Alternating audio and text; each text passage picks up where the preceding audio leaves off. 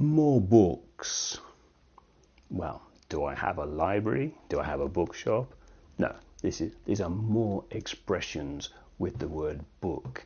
Yeah, so a bookworm, for example, or be in my good books. Yes. So I'm Ian, and I want to help you remember and understand how the word book can be used in so many expressions in English. So I want you to listen to them 2 or 3 times and practice using them, and at the end you can activate the expressions and see the special message from me to you. Yes. So here's the first one. A booking. A booking is when you go online or you go to a travel agent and you book a holiday, you book a flight, or you book something like this. It's called a booking. Yes. And then you could get a message that will say all bookings must be confirmed 3 days before arrival. Yes. Okay. And then a booking office. Okay. So we find it much easier to go to the booking office at the station. The people there are very helpful. Yes. Okay. Sometimes you can get cheap tickets from the theatre booking office 1 hour before the performance. It's a very good trick for students. Okay. A bookkeeper. Yeah. This is not a librarian, a person that looks after books. Yes. They only look after the financial books of a company. Yes. So Carol is the bookkeeper for Standings Limited. She does the books, the invoicing and the outgoings. Yes.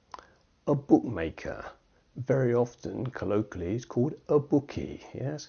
It's a place where, a physical place or online place where you make a bet on something hoping that you're going to get some return on this. So James placed a bet of $100 with an online bookmaker. He was convinced that Chelsea would win the Champions League 3-1 against Barcelona. And in fact, Chelsea got to the Champions League final and they beat Manchester City, not Barcelona. So he didn't win any money. Yes, a bookmark. Yeah. So so what page is it? Oh no, my bookmark has fallen out of the book. I don't remember what page I wanted. Okay. In someone's good book. I'm in Mum's good books because I helped her to do the gardening. Yes. Okay. A book token. The grandmother always buys her grandchildren a book token for their birthdays so that they can choose a book that they like, and not one that she likes.